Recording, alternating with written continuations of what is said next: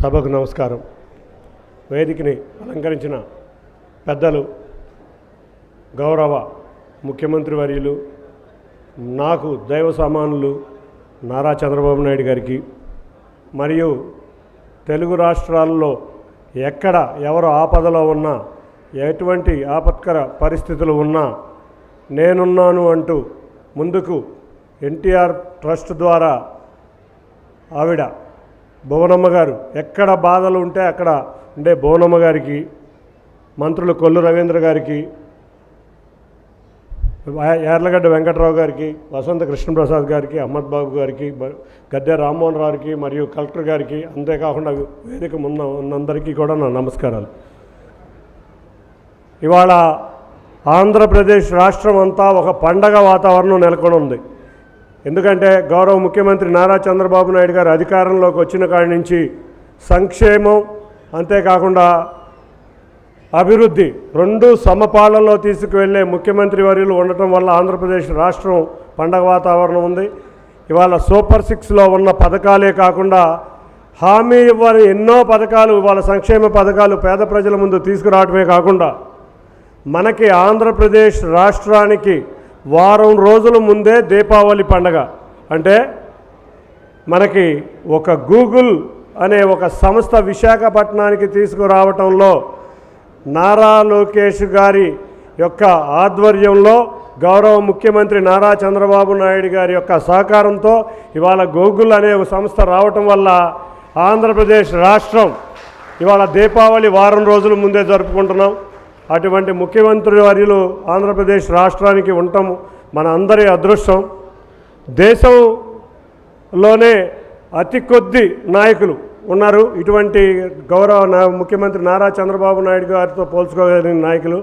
ఎందుకంటే దేశంలో ఉన్న వాళ్ళందరూ చాలా ఆశయాలతో ముందుకు వస్తారు. రెండు నదులని అనుసంధానం చేసిన వ్యక్తి ఎవరన్నా ఉన్నారంటే అది గౌరవ ముఖ్యమంత్రి నారా చంద్రబాబు నాయుడు గారు. ఎవరి వల్ల ఇవాళ దేశంలో ఇవాళ గోదావరి కృష్ణా నదులను అనుసంధానం చేయటమే కాకుండా అందరూ చెప్తారు 2 నగరాలు కడుతున్నారని. కాదు, ఆయన 3 నగరాలు కడుతున్నారు. ఆల్రెడీ సైబరాబాద్ కట్టి చూపించారు. 2 ఈ విజయవాడ అమరావతి నగరం, విజయవాడ కూడా ఈ అమరావతిలో ఒక భాగం, అమరావతి నగరం. 3వది ఇవాళ ఎన్నో టెక్ సంస్థలు వైజాగ్ వచ్చి వైజాగ్ చుట్టుపక్కల కూడా ఒక సైబర్ సిటీ రాబోతున్నందుకు 3 నగరాలు కట్టిన వ్యక్తి ప్రపంచంలో ఎవరన్నా ఉన్నారంటే అది మన గౌరవ ముఖ్యమంత్రి నారా చంద్రబాబు నాయుడు గారే. మనం చాలా అదృష్టంగా భావించాలి. ఇవాళ ఎంతోమంది మహిళలు, ఇవాళ మన ఇష్ట దైవం గౌరవ మాజీ ముఖ్యమంత్రి, మన దైవ సమానులు నందమూరి తారక రామారావు గారు ఆస్తిలో మహిళలకి సమాన హక్కు తీసుకొస్తే చంద్రబాబు నాయుడు గారి ఆధ్వర్యంలో ప్రతి ఇంటిలోనూ ఉచితంగా గ్యాస్ సిలిండర్లు, ప్రతి మహిళ ప్రయాణం చేయడానికి వాళ్ళ ఉచితంగా బస్సు సర్వీసులు, అన్నిటికీ అన్నా ముఖ్యంగా తల్లికి వందనం ద్వారా ప్రతి తల్లి ఇంటిలో ఎంతమంది చదువుకునే వాళ్ళు ఉంటే అంతమందికి 15,000 రూపాయల చేసి ఇవాళ మహిళా పక్షపాతిగా వారు నిలబడ్డారు. అటువంటి గొప్ప వ్యక్తికి మనం అందరం వారసులుగా, నేనైతే ముఖ్యంగా ఆయన వారసుడుగా, తెలుగుదేశం కుటుంబ సభ్యుడిగా ఉండడానికి నేను చాలా గర్వంగా ఫీల్ అవుతున్నాం. గౌరవ ప్రధానమంత్రి గారు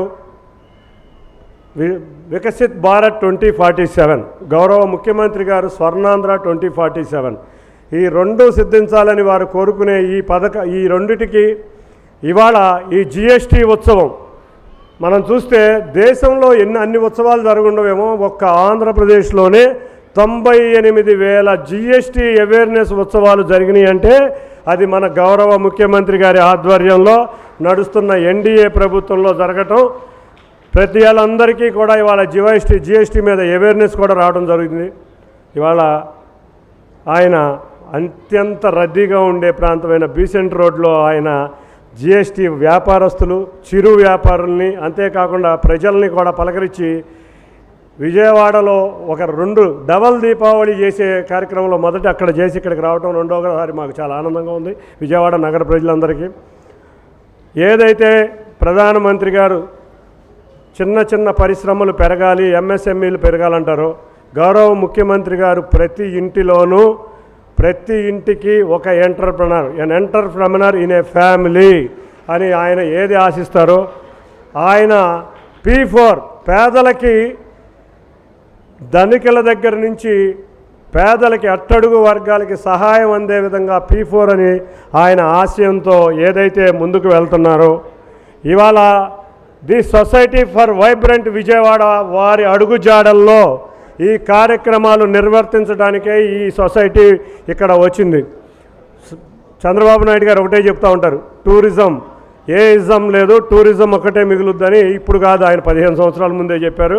ఇవాళ అందరూ ఆచరిస్తున్నారు.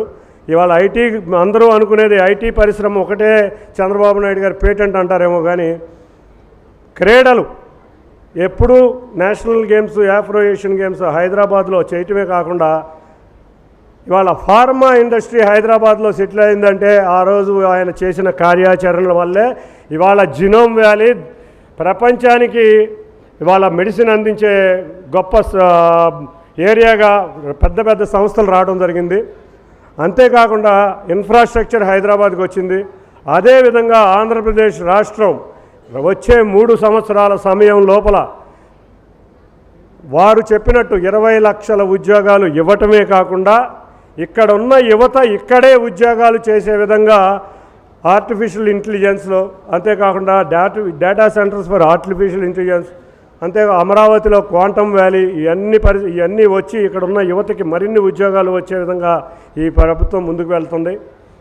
దానికి మనమందరం కూడా గౌరవ ముఖ్యమంత్రి వారికి ధన్యవాదాలు తెలుపుకోవాలి. అన్నిటికన్నా ముఖ్యంగా ఈ సొసైటీ గౌరవ ముఖ్యమంత్రి వారిలో ఒకటే చెప్తూ ఉంటారు, ఎక్కడైనా కూడా సిటీ అనేది ఒక వైబ్రెంట్గా ఉండాలి, ఒక స్పిరిచువల్ టూరిజం పెరగాలి, ఒక టూరిజం పెరగాలి, అప్పుడే సర్క్యులేషన్ ఆఫ్ మనీ ఉంటుంది. ప్రతి పేదవాడి దగ్గర కూడా సర్క్యులేషన్ ఆఫ్ మనీ ఉండాలంటే ఇటువంటి ఉత్సవాలు జరగాలి. వీటితో పాటు సార్ మీరు అనుకున్న P4 కూడా ఈ వైబ్రెంట్ సొసైటీ ఫర్ విజయవాడ ఎక్కడెక్కడైతే ఈ ప్రాంతంలో ఉన్న పారిశ్రామికవేత్తలు, NRIల్ని అందరినీ ఒకే వేదిక మీదకి తీసుకొచ్చి మీరు అనుకున్న P4 విధానాలు కూడా విజయవంతంగా పనిచేస్తుందని ఈ సొసైటీ తరపున మీకు హామీ ఇస్తున్నాం సార్.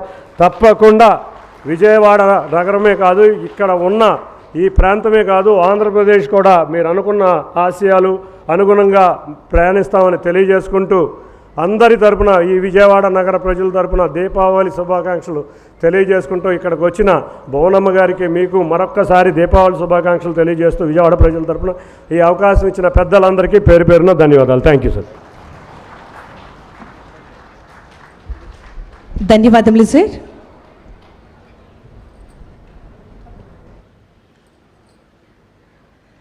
ఆంధ్రప్రదేశ్ రాష్ట్ర ప్రజల జీవితాల్లో వెలుగులు నింపుతూ రాష్ట్ర అభివృద్ధికి అహర్నిశలు కృషి చేస్తున్నటువంటి ఆంధ్రప్రదేశ్ రాష్ట్ర గౌరవ ముఖ్యమంత్రి వర్యులు గౌరవనీయులు శ్రీ నారా చంద్రబాబు నాయుడు గారు ఈనాటి కార్యక్రమాన్ని ఉద్దేశించి తమ అమూల్యమైనటువంటి సందేశాన్ని అందించవలసిందిగా